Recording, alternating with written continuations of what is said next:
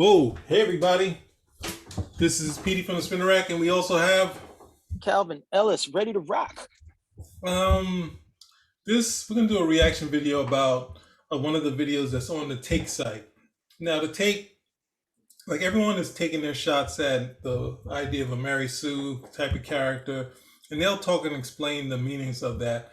And I think their angle was kind of went too far. They wanted to defend some of the characters that aren't Mary Sue's and say these characters aren't that. And why, when there's a Hmm. gender thing, when there's a gender, they're always Mary Sue's, but when it's no one's really quick to point out the Gary Stews or the Marty Sue. Why do they have to? Why do they have to point them out? Why do that right over there automatically makes this a false equivalency? Yes. If you don't have male, it doesn't matter if you have males or not. This character's still a Mary Sue at the end of the day. Stop looking for the other side. Oh, well, how come over here? No, it doesn't matter if they're doing it there or not. This character is still a Mary Sue. And the thing is, like that's my key angle is who introduced gender to the Mary Sue, because the Mary Sue is a mock of people taking out was it Will Wheaton out of the Star Trek Next Generation and putting themselves in there as a brilliant character that interacts with all of the lead characters. That's all it is. So it's kind of, in my opinion, it's kind of based off of that, Wesley Crusher, and people's either struggle with Wesley Crusher, or when they're writing fan fiction, they just kind of wrote themselves in that spot. I'm not sure if it was exactly those spots, but I think it's kind of the feeling, whereas everyone kind of felt, well, I should be there. If he's there, this kid is there, I should be there. So ultimately, even if that's not the full thing, besides the person who wrote, kind of saying the person wrote and kind of spoofing this sort of characterization people would do in what's the thing in fan fiction. Ultimately, the idea of gender should have never come up, and you can't defend the gender because saying, hey, what about the guys? Well, as far as me and possibly Cal too, when I see the guys, going, with no sort of challenges as they go along, they just mow down everything like a tank, like going through like a cornfield. Like, yeah, I'm gonna say there's no reason for me to watch the story and click off. If I see that with the characters, same difference. So, well, let's see what they have, because they kind of defend some characters that are definitely Mary Sue's, and we can't kind of give them out because they're saying, hey, what about the guys? What about the guys? So let's let her rip. It's 18 minutes. Let's see how long we'll kind of struggle through this one. Let's see. I bypassed the compressor. It's hard to think of a more loaded label for a character today than Mary Sue. As women increasingly take lead roles on screen and in big franchises, some have complained that we're seeing more examples of this unrealistically perfect female character whose superhuman... All right, cut. Why you cut it? Why you Cut. already? Cut. Okay, see, again, all right, they start with this gender nonsense. You're telling me that a Mary Sue holds more weight of a stigma than the white savior? Okay, you're telling me that really that one, that one carries more weight? No, Interesting. automatically, what, that or the black best friend? Okay, automatically they come over here and it's the same myopic view that if it's dealing with women, somehow it's prejudicial. Like, no, you're not doing your research. You're not doing your research. I didn't have to get a minute into this at this point. All right, you're playing the victim. Okay, so my thing to flip out. I'm gonna be playing straight, I guess. This will happen. And whose lack of nuance makes her boring and indistinct. The Mary Sue critique originally aligned with feminist frustrations about half-baked female character arcs and personalities. Flawless, totally impressive female leads might superficially seem like positive female representation, but because the characterization is so weak, they're actually a form of tokenism and a setback for complex female representation. More recently, though, the Mary Sue has done a 180. All right. Before we go on, they try to use some examples of 50 Shades of Grey and Resident Evil and Electra. Well, It's just like but Resident Evil is like not like the chick is yeah, she's a great fighter, but she rarely been able to fix this whole thing yet. and isn't she like artificially enhanced somehow, if I remember correctly, from the whole, from the Resident Evil series? She's not just like your average woman who's just picked up a gun and started doing stuff. From what the storyline went for, and then 30 Shades of Grey, 50 Shades of Grey. Come on, come on. How can that be a Mary? Come on, it's just not the same type of character. And even going to was Bella from the Twilight thing and saying, Oh, you've got to be kidding me! You've got to be kidding me! You can't use her as a character. She's a love interest. yeah, and it's a wacky love triangle where she's in love with this person, and she has this connection with this guy that she's always had when she was growing up. That could be like any girl in the neighborhood, but it's like, oh well, these guys are Yeah, the hottest. Like, well, no, that the movie is what it is. Whatever. I mean, I don't know. If her having superhuman powers is more that sort of thing. And when you come to relationships, I don't necessarily worry about unless it's like I don't know how better to describe it. I had to be very insulting to go that route. But anyway, if let's you have see. to, if you're looking at Bella's character and worried about her being a Mary Sue, as opposed to the overall thing that this is a woman who has to choose between a vampire and a werewolf, you're in the wrong area. This is not your field. You need to be someplace else. Okay, if that's your main concern, oh, she's too much coming across like a Mary Sue. Like, are you kidding me? Are you looking at this story? Come on. Now they're going into the other side of showing Captain Marvel and Ray Skywalker Uh oh. as the characters that are the new done right Mary Sue's. Ray. Yes, here we go. We've seen a All couple right. shots of her. Let's see. Let's see. Mary Sue's has become an excuse to make sexist objections to women headlining beloved franchises and popular media. I don't buy the Mary Sue thing anyway. I find the term sexist. What are you talking about? I throw it for guys and women.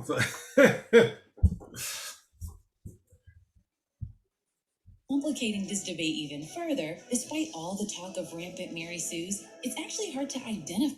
Here's the three. Here's the three non-Mary Sue. How to tell she's definitely not a Mary Sue. Now, You're kidding me. Hmm? Those are your three examples. See, you could have made an argument for Arya Stark up until the last season of Game of Thrones. You definitely could have made an argument for her, but the other two, no way. Yeah, here we go.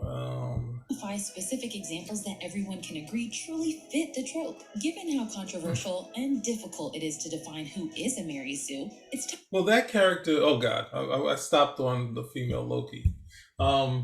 The character from Game of Thrones, like her character went through a lot of stuff, and like having us as the viewers, from what I remember, because I didn't watch the whole thing, but it's like there's a difference when she becomes all this thing, even though she's like 3'9", like, and she's this killer and it's a master assassin. She went through a whole long thing that people watched her go through to gain all these skills, which is kind of different from the female Loki that just comes in, kicks everybody's behind, and it's like, well, what Loki isn't the character that really kicks everybody's behind. He's kind of the guy who's thinking and doing all this terrible stuff behind the scenes. Yes, at times he can fight, but at the time you wouldn't think of him as the top guy taking out like rows and rows of people. But time to start focusing instead on who isn't. The non-Mary Sue is a dynamic, complicated female character. Oh no, they went to this. She's a complicated character, and they ruined my girl from Ozarks. They ruined her, adding in a brother that had schizophrenia.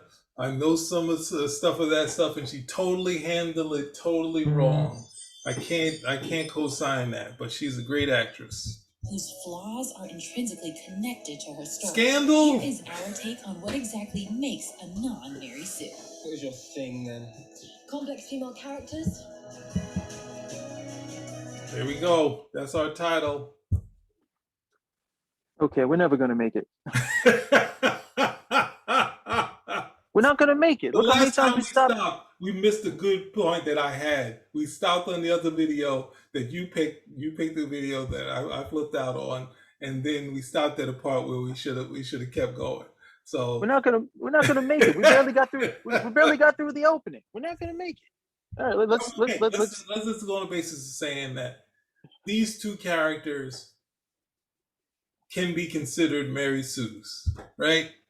Basically, this character, they kind of, the only part that's good is the part where she sacrifices herself in the flashback. Everything else in here is just her come to Earth. The other part where she's fighting the Skrulls was cool, but the movie's out of whack. So, but her as a character and her coming to Marvel and just smashing up the Thanos' ship like a scene in the Super Friends series where where Darkseid has his ship and then Superman just crashes. Like it's the same scene from the Super Friends.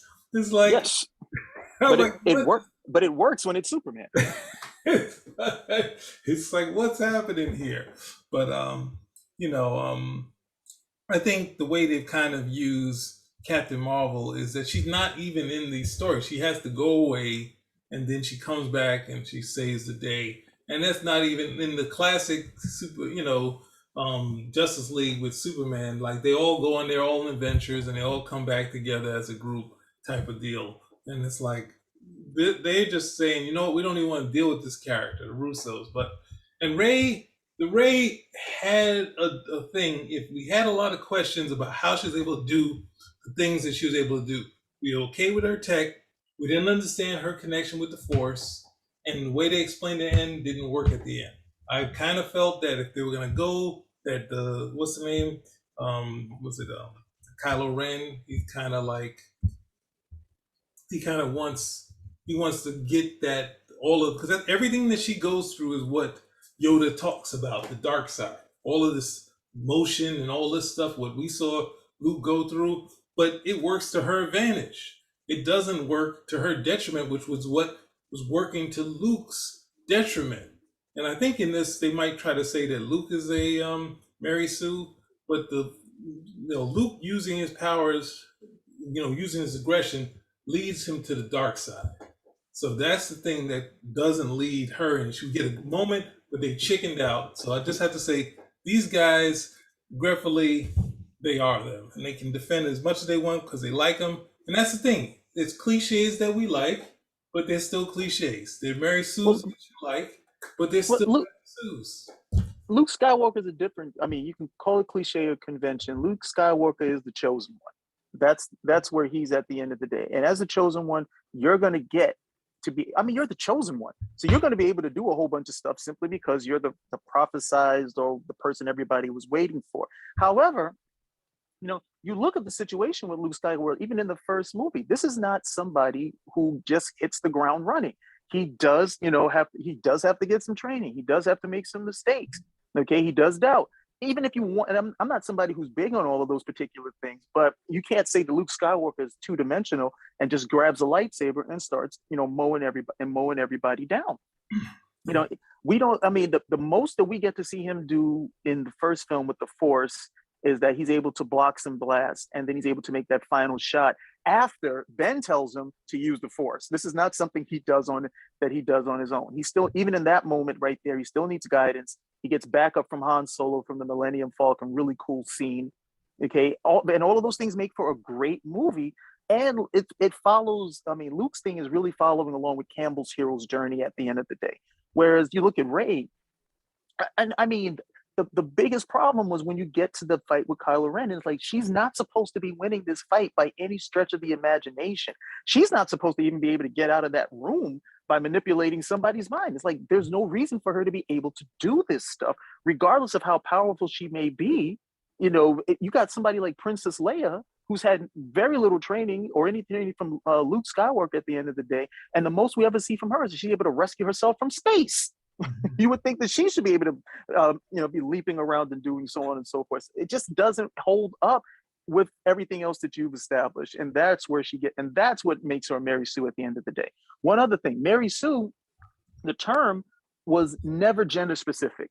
You could apply that to a man or a woman because it was about a character in terms of Mary Sue at the end of the day. So it was not gender specific. Then they come up with the Gary Stu. You can say that if you want to, but Mary Sue could have been male or female. It was not gender specific when it originated.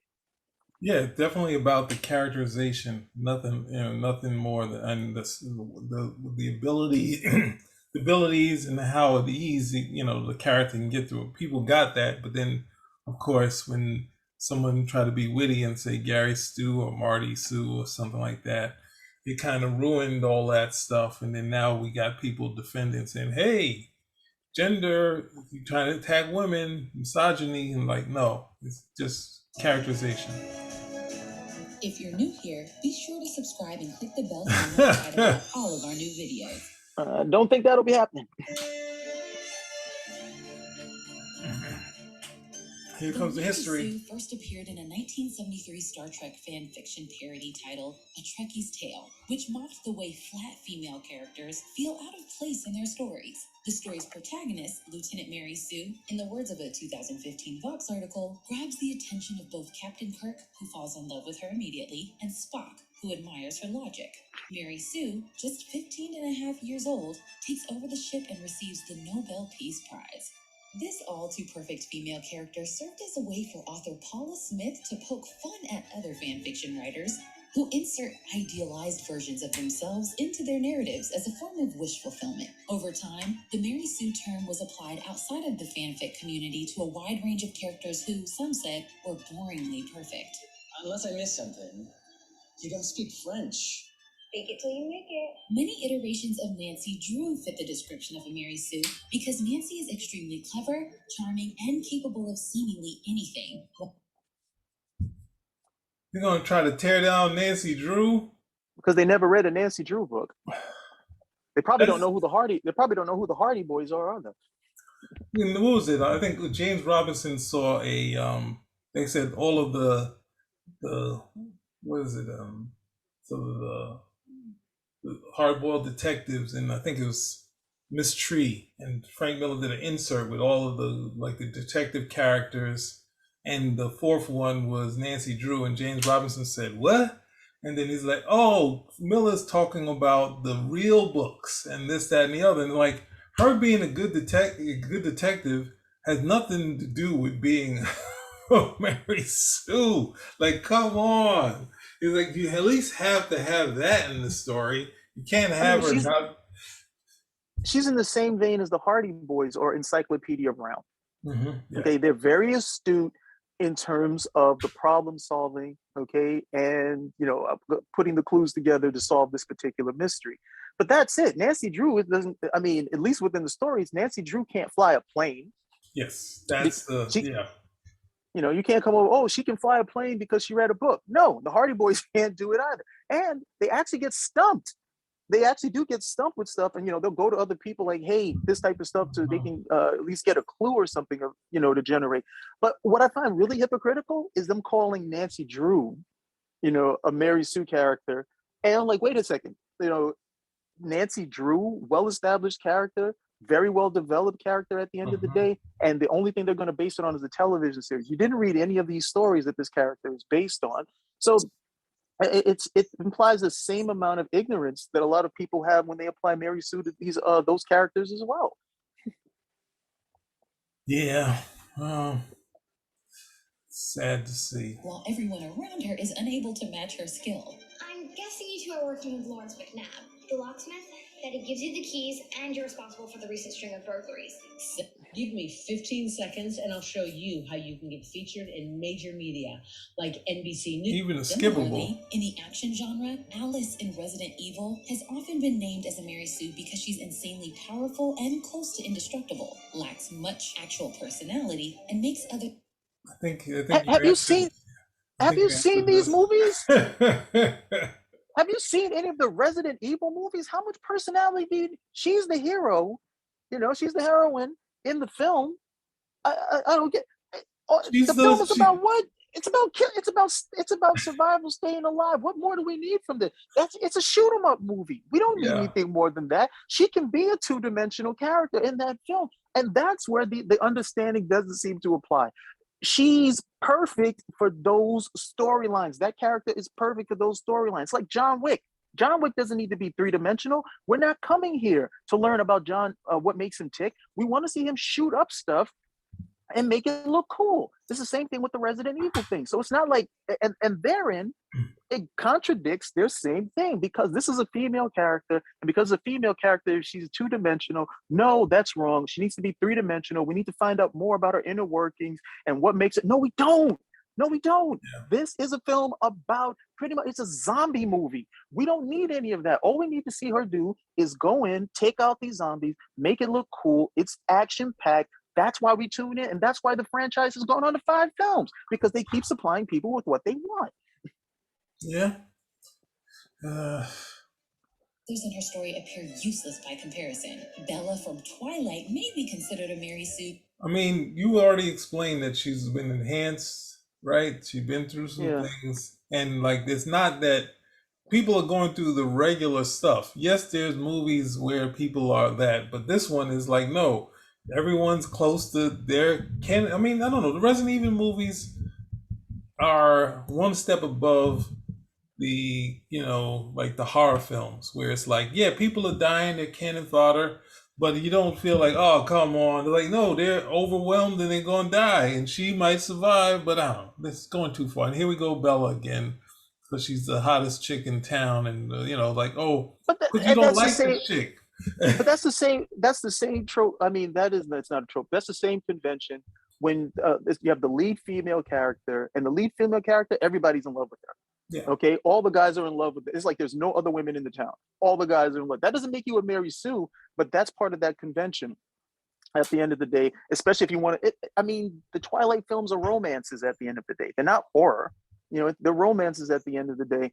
And so, yeah, you got the lead character, and how do you make certain that keeps on? You got the lead character who's in love with the lead male character, but no, we're throwing some other dudes over here, and that's going to keep this going, at least for, so we can get 7 books out of it, or 7 films at the end of the day. But those are you can have a problem with those conventions, no problem, but you can't use this brush and it's all Mary Sue because you don't like those particular conventions. And Mary Sue is its own thing at the end of the day. What's more, they explained what it was in that short story. Well, mostly, I suppose. They explained what it was in that short story, and then they're using characters to which it doesn't apply.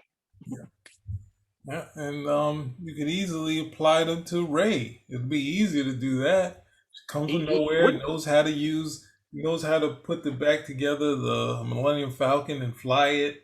Next thing you know, she's in a jam. Something she's never done before. She uses the Force, and then, of course, at points she's fighting Luke, and she might be able to kill Luke if she needed to. Don't bring that up, man. We'll never get through this. I mean, I don't think we're gonna get through it anyway. How far are we in? But that fight with Luke. Oh my goodness, that's like, I mean, imagine that Luke fought Vader in Empire Strikes Back and actually posed a threat to Vader. Mm-hmm. We knew from the start that Luke was outclassed. We knew from the start, from when Luke is fighting and Vader is taking him on with the lightsaber one-handed at the end of the day, and we know, okay, Vader's got it all over this guy. This is just a matter of time. Okay, I mean, I'd rather talk about that. That fight was great to the point where it's the end, and Vader's just like, enough of this. Okay, you put up a good fight. I'm just gonna beat you down, brute force. I'm cutting off your hand. Okay, now you're gonna come home. With Daddy. That, that's that's what you would expect. I mean, because if not, what kind of threat does Vader honestly represent? He's a paper tiger at the end of the day. If Luke can go over here and train with Yoda for a couple of weeks or months, however long it was, and then come over here and pose a reasonable threat, it's like, no, his training was enough that he was able to survive. Yeah. That's where you're supposed to be getting at. And with Rey, no, Rey was never in a position where we were worried about her. Okay. And that's the wish fulfillment. That's the exact wish fulfillment that they're talking about. I can be in any situation. I can take care of myself. I'm never going to be threatened. I've got all the power. Nobody. That's exactly what they're. That's exactly what she's talking about, and somehow it doesn't apply to that character. When we look at it, one of the thread from for Luke's character is that he gets when Luke comes to save the princess, she is not impressed at her Calgary. Like she's not impressed at all. All right. Then next Aren't thing you a you little know, short? Aren't you a little short to be a stormtrooper? and then No, when thank she, you. then when she gives him the kid as a kid, we're like, oh, he has a chance. But then watching it now, it's like, okay, who's it? What's the name? Bahan is kind of kind of has more of a chance than Luke, even though what's the name got a kiss on the cheek or whatever for good luck, and then next thing he'll get to the next movie, he got no chance, so he don't even get the girl. So it's like, come on, that's the part of the Mary Sue of you winning, getting the girl, all that other stuff. But anyway, Yeah, you get it. You get. You're the Mary. What is it? You're the Mary Sue. You get. Everybody loves you. You got all the power. You never lose. You know, it's one of those. It'd be those weird things when it's like the only way we can get out of this room is somebody has to be able to speak ancient alien language from the planet. You know, Cryptoconat. Okay. mhm. Oh, I think I can do that. I just happen to have read a book in my off time, and I think I can speak ancient crypto. That's the nonsense that you're talking about. Mhm. Okay, Well, and it doesn't have to be that elaborate either, because what you saw in please, between Captain Marvel and Ray, you got two perfect Mary Sue characters. Arya Stark, that last season, and I think that's mostly because they had no direction for the character, because there were no more books for them to follow, so they were making that up as they went along, and they mhm. decided to go the television route with it. Let's just keep surprising them and stuff where John Stark should have been the closer on. They decided, no, we'll do this to keep the audience guessing, which, either you liked it or you didn't. So yeah, with that said, like even the idea of I was thinking of a situation like Rocky Four, right? Where Mm-hmm. Rocky does win, he does come back from what seemed like impossible odds, but ultimately in a movie like that, it doesn't matter. We have a thing where he lost his friend, and we want this victory. The audience wants it, and you're giving the audience is being. We're going for the total escapism, and we're like, yes, kick Drago's behind for Yes. Apollo for no other reason. And we don't care if he needs to have more challenges. We need to see what's the name cheated and we need to see him lose or die. None of that stuff. All we care about is the revenge. They're giving us enough story, enough things in here, and we're moving past that. But and that's the way films work. You can criticize it and say all the problems with it, but it's like, no, this one is just for fun. And sometimes you have to throw some of that stuff out for your enjoyment of it. It's the same. This is entertaining. Now, if you keep doing it, then you're kind of like, well, nope, I can't do it anymore. But you can get away with it for a little while. But let's see what we got here. I think we might have covered everything, but we might one of those situations where you want to keep trying to put the buoy down into the water, but the take keeps popping back up. Because she's portrayed as extremely innately special for no particular reason. And while her personality lacks depth, each of her potential love interests find her completely irresistible. All right, cut, cut, cut, cut, cut. Okay, no, what was that other than just a mean girl line? Yes, yeah. What was that? What was that other than just being mean, Yeah. catty, all that stuff that was supposed to come away from you? You don't like her. You don't like this character, and so this character falls into all of these aspects. Oh, look at her. She's not interesting, and yet all the guys like her. You sound like a teenage girl over here, hating on the girl who's dating the guy that you like or something of that nature. It's just, oh, good grief. That's not how this stuff works. It's not how it works. You have to look at you got to look at genre, subgenre, conventions, tropes, and do these characters fit in there? Okay, and it's not a matter of whether you like them or not. And when you were bringing up Rocky, anybody who understands the Rocky films realizes that Rocky is not about boxing. Okay, it's never been about boxing. Rocky is about whatever problem that Rocky Balboa is trying to overcome, and the boxing match proves that he's overcome that problem in his life. Okay, he's overcome that particular problem in his life, and that's why he's successful in the ring. It's metaphorical. And one of the reasons why we love the Rocky character is because Rocky is wish fulfillment for the audience. Yeah. That's what we want to be. We want to know that we can overcome our problems, okay, and be champions at the end of the day. We had the first film, which was about what he needed to be able to show that he was a champion fighter, that he could go to the distance. Now, second film, it's time to win. Third film, you let this go to your head. Can you come back? Can you come back from all the nonsense that, you know, the excesses that you allowed to keep you off of being a champion? Can you regain that eye of the tiger? The fourth one is what? It's avenging your friend. Okay, it's avenging your friend and, you know, setting that to right, because you know he should have never been in the ring in the first place, and you should have stopped that fight. And so now you go over there. The fifth one we will not talk about, and then we got Rocky Balboa, which is, hey, I still got some left in the tank. Don't stop me from like living up to my full potential. I still got some tank, in the tank over here. I got one more good fight left in me. Let me go and fight. Okay, let me go and do what I know how to do best at least one more time. Those are the films. Those are the films at the end of the day, and it works because of everything that's put into them, and they understand what this character is about, with the exception for number 5. Now, I'm not saying that the Twilight films are Rocky. I don't think any of them are Rocky, but they do understand what these characters are about. Okay, and that's why that's why they were popular and why people revisited them, because they were giving them what they wanted. Okay, and I wouldn't call any of those. It's just I'm sorry. I'm gonna take a breath now. I would go to like She's All That, where I always kind of say She's All That is almost like my perfect Peter Parker type film, because it has an aspect that was in the comic where Peter Parker is not really recognized by the girls, but when these two guys had this contest, which is basic something that's in the movies, they start seeing something in the character that they didn't see before. Where both of them are becoming better guys, trying to figure out this chick who's like the wallflower when they got all these other hotties in town.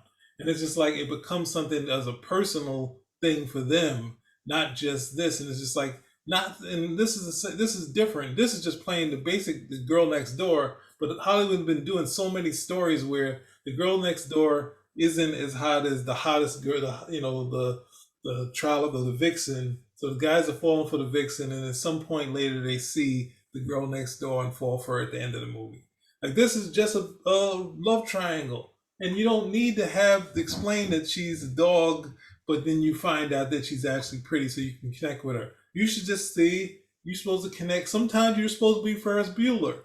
The girl's supposed to see themselves as this chick and two guys following after her, and that's it.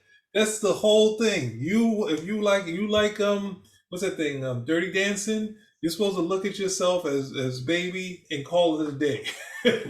You're not supposed to be sitting around and saying, well, she's got all this, everything's coming to her and it's so easy. And it's like, no, that's what the story is. It's about baby. Call it a day. Stop complaining. You don't like it, then turn the channel. Watch. It's not that big a deal. Something else. It's not rocket science. It's not a heavy. It's not. It's not any heavy sort of movie. Like, it's not a heavy movie. It's a simple thing. Patrick Swayze don't see nothing in her, and slowly, but that's the trick that they do. So it's like, all right, we don't see Patrick Swayze with was it Linda Gray? Was it Linda Gray? Like, we don't see it with that, but then we see over time he starts to see her character, and it builds up and all that stuff. So explain why, and I'm not saying she's a dog, but they're trying to do the Hollywood.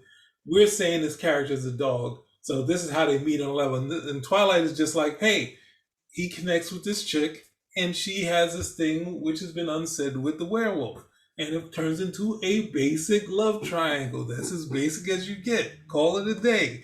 I'm not interested. Turn it off. I was a fan of this actress. She's gone left. I'm not sure. She was in a movie called Safe, and I really thought she was really great, but it's kind of gone left. But anyway, let's move on. Nothing making me want you so bad. I still don't know if I can control myself. 50 Shades of Grey, which originated It's as the same Twilight movie. fanfiction, also centers on a indistinct female character who attracts the obscenely rich and handsome Christian, and is the only person who can save him from himself. I don't need her. I need you. A case can also be made against Emily and Emily in Paris, a happy-go-lucky Man, they just hate American girl who films. thrives at her new job in Paris by finding implausible solutions to the conflict she often creates. In the much-hyped Game of Thrones battle against the White Walkers, fans cried Mary Sue when Arya Stark swooped in to defeat the show's most notorious villain, the Night King, in a sudden... Yes. Yes. Yes. Yes. That whole thing was built up. One, you had the dragons, and then somehow the Night King was immune to fire. You're like, okay, didn't see that coming, and it absolutely made no sense why he was immune to fire. But okay, that's where we're at the end of the day. Great. We all know the big showdown is supposed to be Jon Stark, okay, rather Jon Snow against the Night King. That's what we're looking for because he's got the sword. And we know if anybody's going to have the best chance, it's going to be him. And then out of nowhere, she comes and stabs him in the back. Like, yeah, okay. All right. The fact that she's still alive at the end of the day, she's been trained to be an assassin. So I can understand her surviving, hiding, all of that sort of thing. But the biggest fight is just going to be this guy getting stabbed in the back after all of that. They just went for and again, that's the convention. That's the convention that you're going for. Okay, we're going to keep it. The least likely is going to be the person who does this because there was supposedly this whole prophecy that it came with her that, she was going to kill these particular people. I'm like, oh, we're going to make it this guy and totally ruin the moment that it would have been built up for. Mm-hmm. Is unrealistic and improbable, even though overall Arya is a fleshed out, complex character. But perhaps the most famous... No. Stop right there. Okay, this is not about whether or not she was a fully fleshed out, complex character. Okay, you can have a fully fleshed out, complex character who, in that moment, is a Mary Sue because of what's going on. It's not like you got to do all of it all of the time. In that instance, right over there, no, you decided this character is going to be a Mary Sue because for this effect that you wanted. Okay, that's what you got at the end of the day when it came over there. There's no defense for that. There's no defense for that at all. Well, we're going to hit some rough waters coming up. Complex character, but perhaps the most famous and controversial character to be labeled as Mary Sue in recent history is Star Wars' Rey. You need the last piece, and somehow you convinced the droid to show it to you. You, a scavenger. The accusation has caused vicious online debate since 2015, becoming essentially a culture war issue. Some fans feel that the Star Wars franchise resorted to two-dimensional writing for the sake of satisfying the audience's desire for strong female characters, while others believe that labeling Rey a Mary Sue is sexist, since she's no more improbably perfect than most male heroes in Star Wars or other franchises.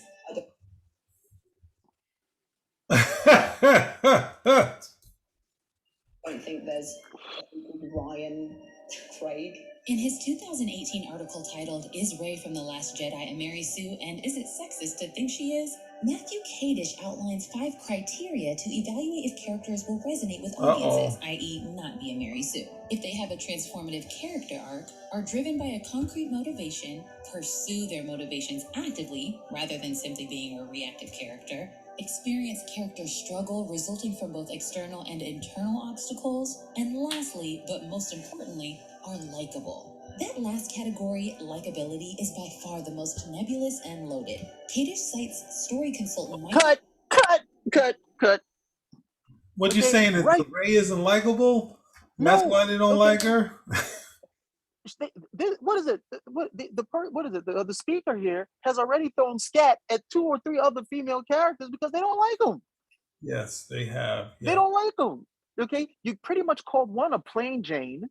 All right, the other one bad personality. What's that other than you don't like them? So likability is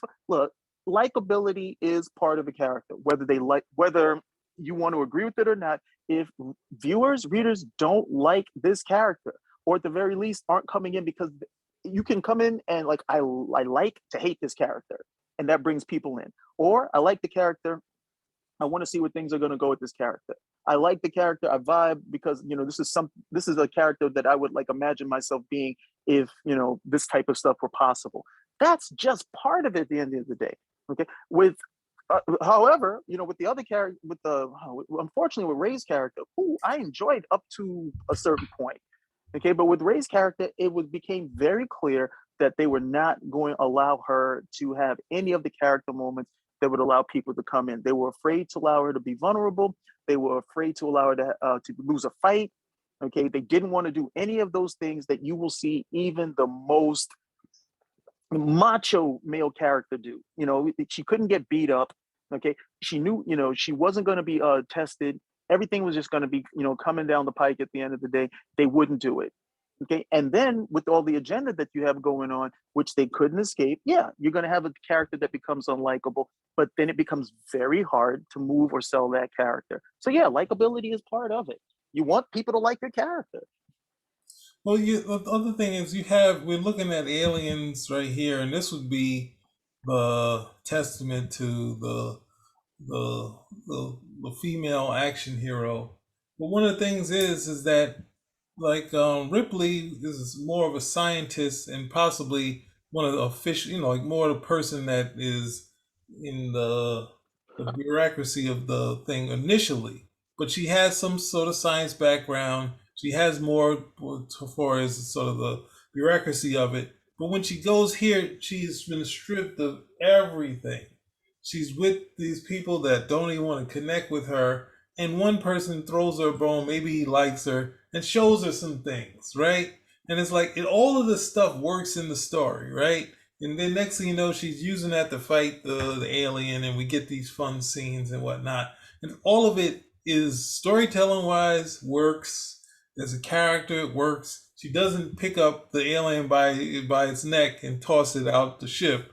That would be the problem. But they set up some things for her. They set up situations where she's the last person in there, not because she just picked up the gun and said kicked her, you know, a possible boyfriend to the side and say, "I'm gonna forget you guys." That's the thing where she's the last person standing. Everyone else has been even more heroic than her early on, and she's just at this last moment where she's like, "I'm using everything that I saw and did, and I'll be able to quickly go to where I need to go and handle business." We've been set up to, you know, so it can work, rather than just say, "Hey, Ray is in this fight and she wins." And if you go back to Alien, that final scene is what? It's two mothers fighting against each other. You got the queen alien fighting for the eggs, and you got Ripley fighting for her surrogate daughter, if you will. And I mean, come on, how can you not get that and understand what the dynamic is right there? Okay, even when the queen alien is coming after her, she's coming after vengeance because you killed all of her offspring. You know, and then Ripley's fighting her to death to what? Not, you know, for her so much as she's like trying to make certain that Newt. I mean, what's that classic scene when she comes out, "Get away from her, you bitch"? You know, it's less about her facing the fear of the alien, which it could have been, and more about no, she's more invested in making certain that Newt is going to survive and going to be able to sleep and go on and so on and so forth. But the same thing I said earlier, you can have a character like Ripley that's totally three-dimensional, and by the time you get to Alien Resurrection, she's a Mary Sue. Mm-hmm. You know, she's a Mary Sue in that film. Yeah. Well, you look at this thing, they're using this, and you can't compare this to those characters like Ray. You can't compare this character. This is like, in this, even going to the, you know, like there's things that don't work. Obviously, there's a ton of things that don't work about Aliens 3, but the character is going through some more hell. And that's the thing where her moment of being, you know, showing that she's smarter than everyone else. And the thing is saying, "Oh, this thing didn't kill me because I've been impregnated with an egg."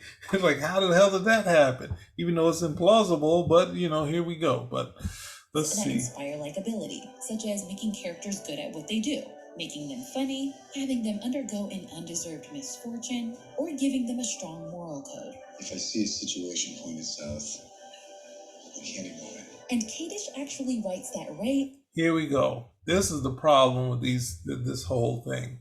Is these two characters comes out of the pod, says, "Ray, where's Ray?" And then he's hugged up with the other chick. And then it ends where they got him with some other chick.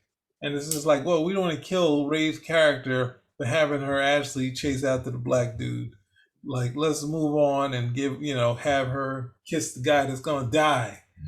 The guy that killed Han Solo. And like, I want a relationship with this guy. But I don't care if you like the bad boy, that sort of thing. but he killed your, surrogate uncle. Like, Well, that right over there showed they bailed on the whole thing, because you had Finn there, and it's obvious where they were going with it. And then they probably did some test audiences, like, I don't know if we want to do this. Let's go with, let's do that. And it totally took Finn's character out. yeah, It totally took his character out of all the films, because I mean, it's obvious to see where they were going with it. And then they decided, no, hard left. We don't want to deal with this. But then you have a character who, again, where's the extra characterization? What is her relationship to everybody? Okay, she has almost no relationship to everybody, and yet everybody's chasing her around. Finn is always screaming, anytime she looks like she's going to be in trouble. Why does anybody really care about her? yeah, it's forcing, taking her, like with Luke. We watch the stories, and we're understanding the set. We understand that them separating, and then in the last one, we kind of understand that he has a mission on his own. I think you muted yourself. I did. Oh, let's see. I can still see me. You hear me now? Can't hear you. Can you hear me now? Yeah, I'm still here, but I can't hear you. Hold on for a second. Let me see something. Let's stop share. Looks like it's okay. Hey, it should be okay. I can see it still. The mic is going. Can you hear me?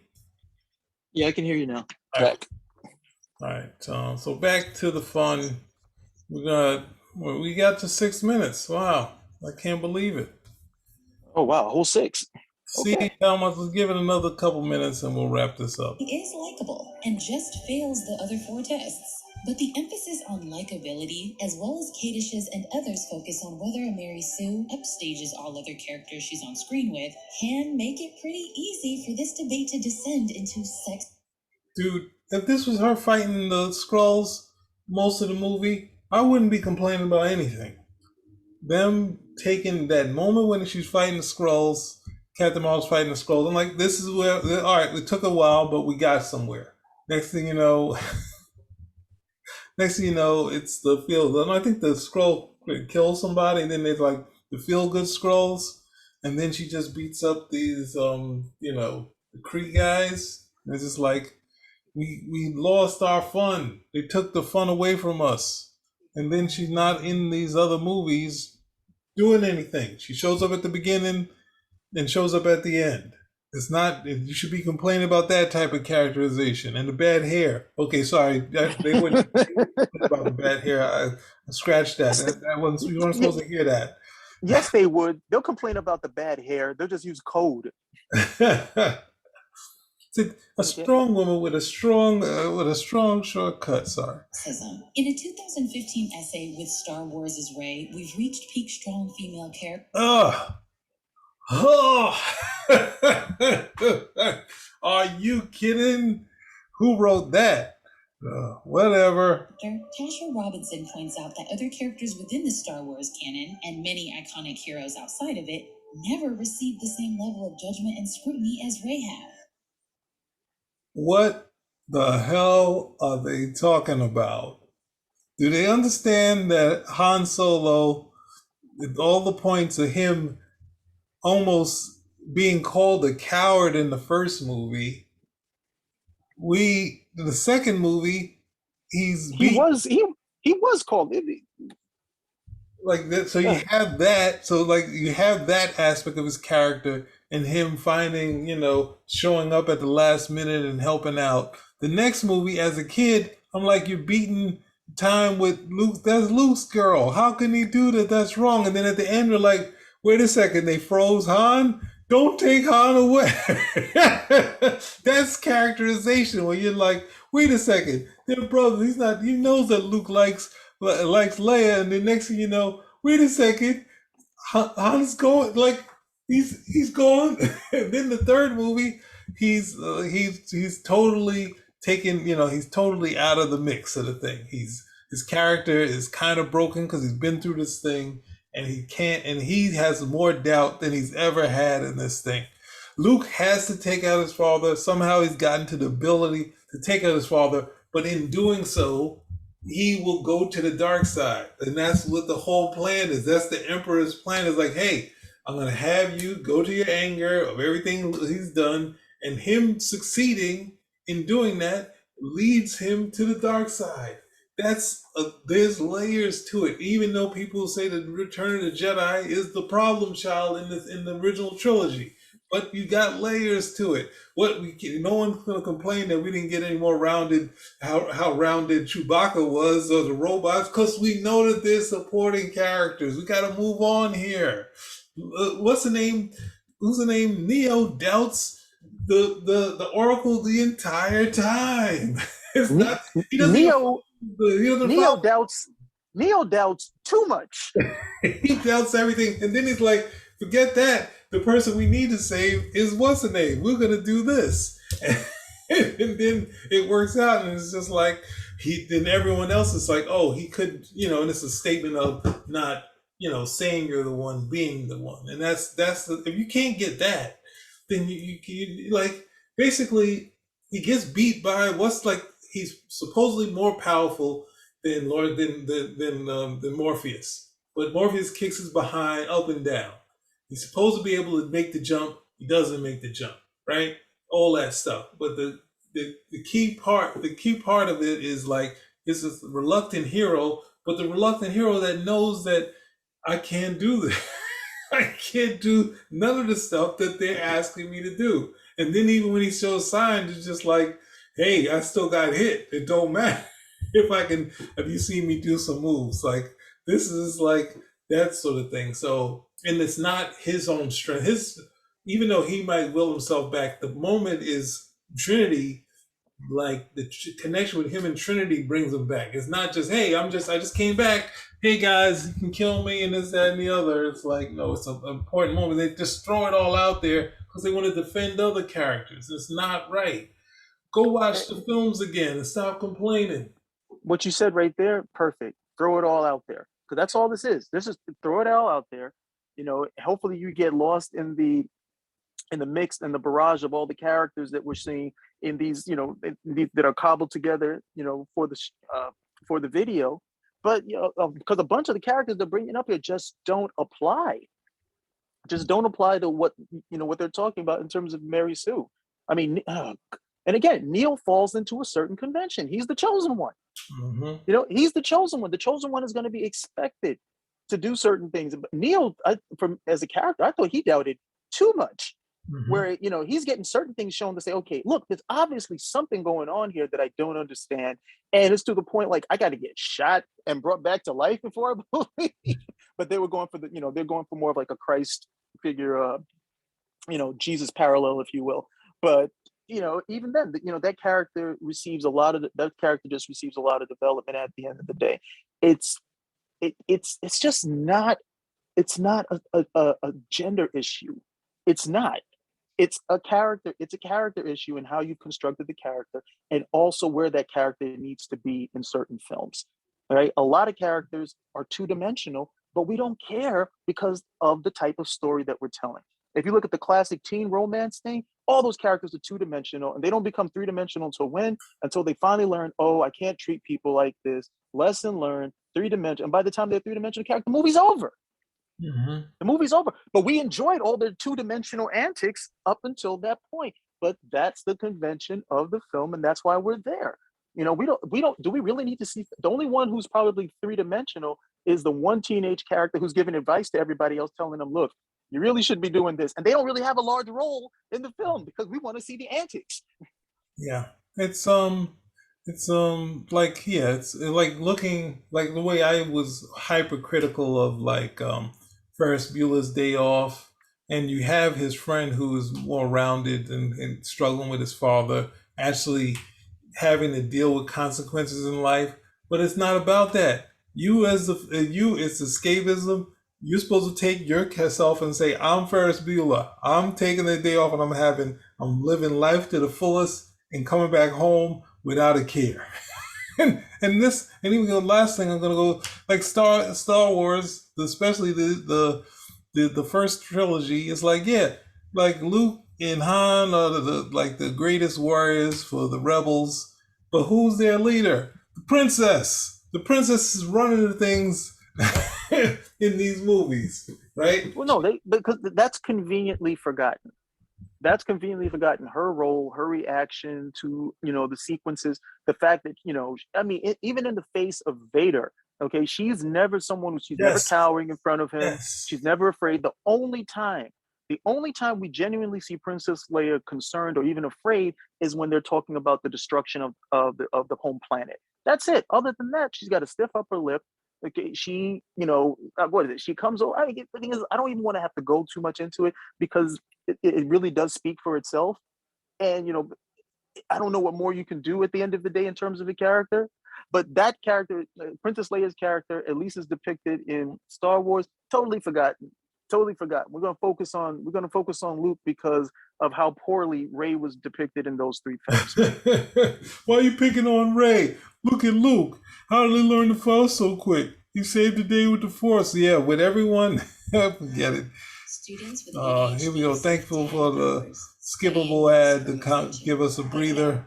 Quote, yes, Rey should be an extreme outlier, not a model for every female character to aspire to, just as not every male character in the movie should be Captain America or Ethan Hunt. But she should also be allowed to be as unquestionably superlative a protagonist as they are. A symbol to the nation, a hero to the world. The story of Captain America is one of honor, bravery, and sacrifice. All right. I'm sorry. I can complain as much as I want to say, hey, you know what? I need a little more in the story-wise of the first Captain America story. But the story they gave was somebody who didn't have it, getting his behind kicked in the first part. They made it just the intro to the Avengers, but you had an arc where he had nothing, but he had heart. He couldn't fight back, but he still fought back. And then he gets the right to become Captain America, right? Post that part of becoming that, but it's like you have that there. Second movie, what's going on? Cap having all of his doubt and him not, doing the man out of time thing, playing that up a little more than the Avengers movie, and having what's the name? Having Black Widow kind of say, venture out, try some things, this, that, and the other. And then what's the name is, even though I'm not a fan of it, is him saying this friendship is more important than anything and I have to try to defend it. I'm going to defend this friend, and almost to the detriment to his other friend. So it's like, this is not the strongest take that he should do, but there's some layers to this stuff. So like, come on. Are you kidding? I'm like, are you kidding? This is okay. I don't think I can do much more of this because they brought Cap into this. Okay, no, I mean, okay. I'll try to pretend that I have never read a Captain America comic. Don't really love this character, and don't know all of this development that Cap has outside of it. Even if I was to go by the same first film, okay, the first film at the end of the day, yeah, you could definitely get more, but you get everything that you need about this guy. You get everything that you need about this guy in terms of why. The most important thing is to understand why he's right for Captain America. Okay, because this is somebody who's going to be able to take this power and use it responsibly, selflessly, heroically. That's what we want. He's not just a soldier or even a super soldier. He's a hero. And that's why that makes him the right person for it at the end of the day. And then he turns Captain America into something that's an ideal. That's something that you can get from that first film. And, it's right there. I don't see what the big deal is. And now if you're going to say, well, how come this character, why do they keep bringing in characters who do not compare with the Mary Sue characters that they keep trying to defend? Captain America does not compare. You have a great scene in that film where he jumps on a grenade. He jumps on a grenade and doesn't know if the grenade is going to go off or not. Okay, because he's thinking about protecting everybody else. We get an understanding of where this guy's character is at. The other two don't do anything to that. They are never in a situation of vulnerability. They're never in a situation of heroism. They don't put them there because they're afraid to do it because they're female characters. So leave Cap out of your mouth. Leave Cap out of your video, okay? And keep on liking the characters that you want to like, but stay away from Cap. keep Cap's name out your mouth. Let's do one In more other minute words, and whether call or it a not Ray day. is a Mary Sue is not the point. While we can all agree that no one likes a true Mary Sue, it's clear that male characters are just not judged by these high standards. They went That's to not true. Oh, that's not Commando. true. That's not true. That's not true. Because they said nobody likes a Mary Sue. It's obvious that whoever did this video likes them because they keep defending them. Yeah. And Harry Potter, I mean, he's got a team of he got a team he works with. It's not he's ultimately at the end he might do something, but I mean, it's ups and downs with that. Commando, you can't even use Commando.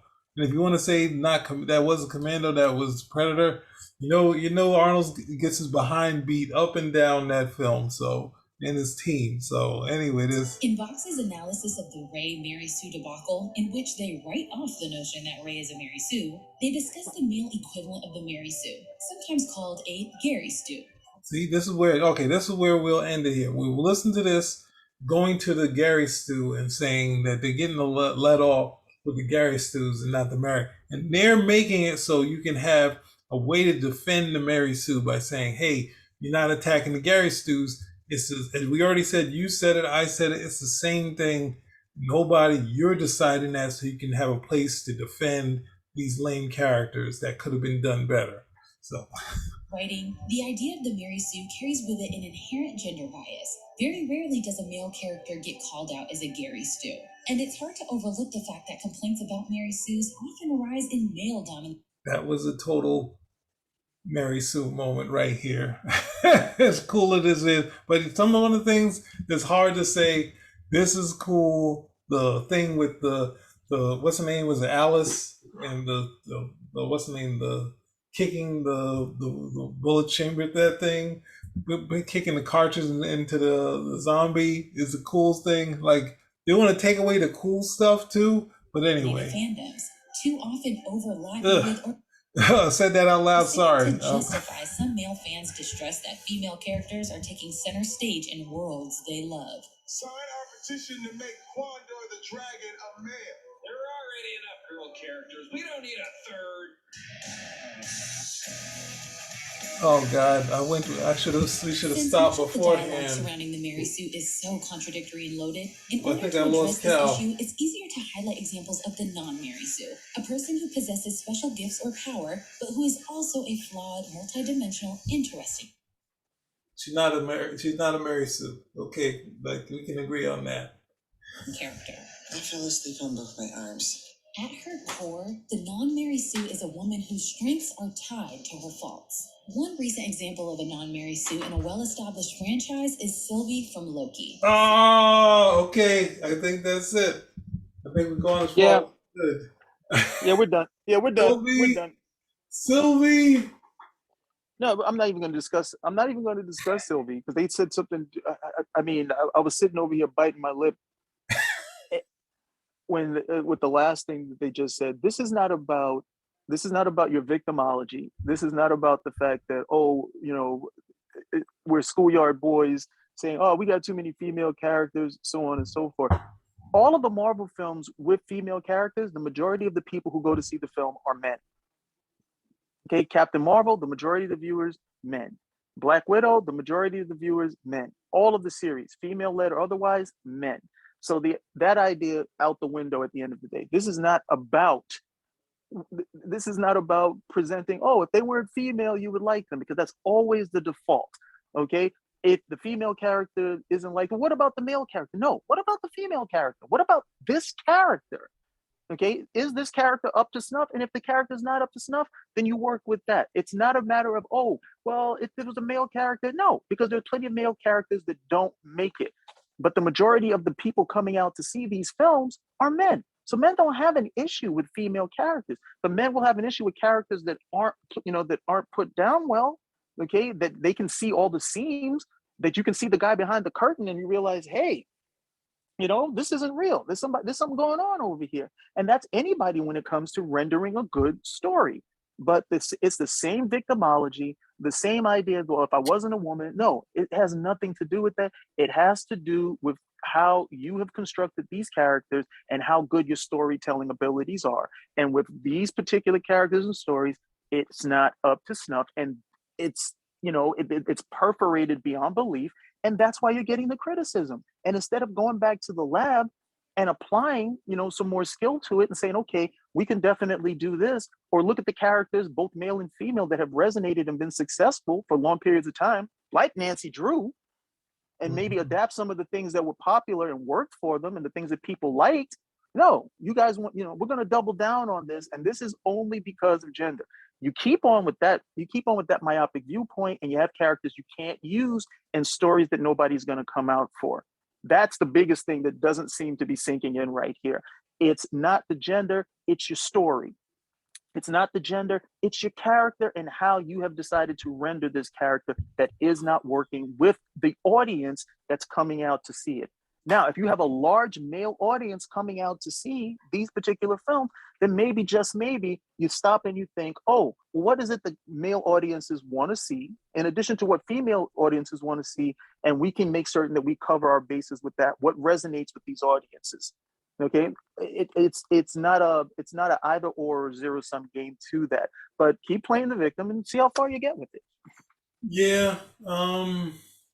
One of the things that's hard is they're acting as if movies like Commando, Over the Top, did the basic, guy running over a town, or Seagal film are the benchmark of being celebrated as great film, while the bad, the equivalent of that being Captain Marvel, Sylvie. I guess it's not that bad, but like they're saying that they're getting away with so much, so we got to let our characters, these characters we like, get away with it. It's like, no, people were all in for Rey initially, until we're like, well, what is this scene about? Her basically being able to utilize the Force in ways we don't know. Like, we didn't know she had any abilities, and she's just able to pick up the Force like that. We haven't yet to see that happen in the films. And they gave Rey the benefit of the doubt until two things happened. One, she was over there handing Luke Skywalker his ass. And two,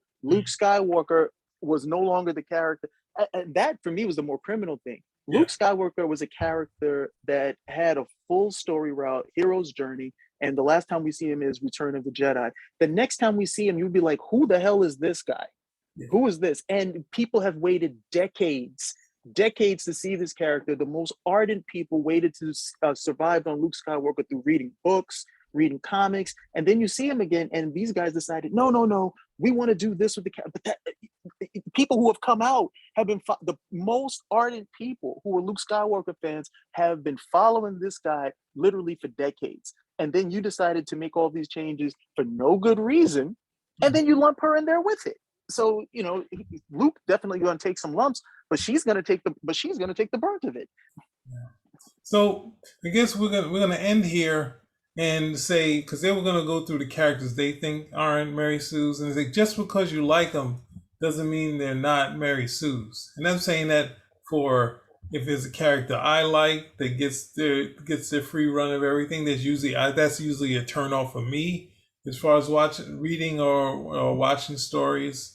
But I mean, they've already missing the mark totally here. So I'm certain there are a bunch of people who loved Wesley Crusher. I'm certain there are a bunch of people who love that character. And that always pops into my mind is the biggest example of a Mary Sue of all time. Yeah. But he had his fan base. There are people who like the character. I didn't care for Next Generation overall. But there were people who loved the character. Other people were glad to see him go. And I'm certain that you could, go through films and you could pick out this particular Mary Sue, and it would still work, because again, it's about the story. It's about the story. And if you have that character, that particular convention, and you throw them in the story and it works for that story, that's all of those conventions that people want to throw, aspersions at. White savior, black best friend, Mary Sue. If it works within the story, people tend not to care. Yeah. Okay? They tend not to care if the story is there. If it's not there, then it's no different than having a threadbare coat. People see right through it. It looks cheap.